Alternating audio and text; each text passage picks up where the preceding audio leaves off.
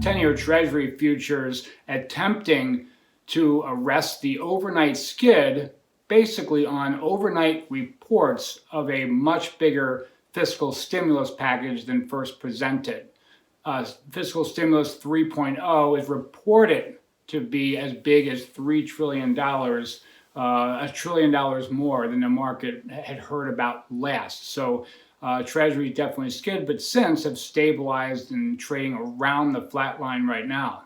Also, early morning effects were felt in the Treasury market as a couple cabinet members from Italy's Conte's staff have resigned, and that he has lost majority in Parliament.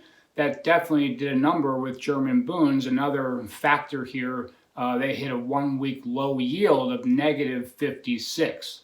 Now, today's intraday move basically muted.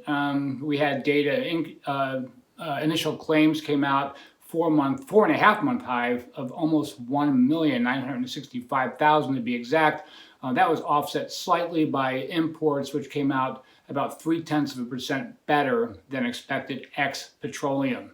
Today, also waiting on, or at least trying to sift through 4 different Fed speakers and four different appearances, including Powell, who is presenting a webinar at Princeton University.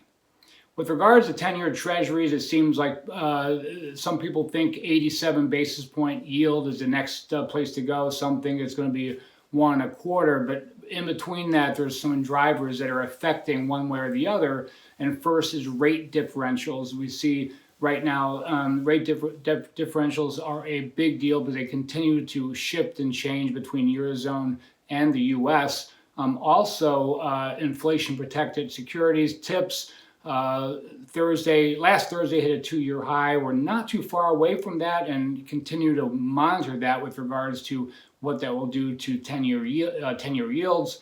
Also, news or headlines with regards to pandemic, not to mention stimulus 3.0, and also risk assets. It seems like sometimes treasuries are leading, sometimes the stock market or the dollar. So that's something everybody is monitoring to see what it will take to break through the current zone that we're in.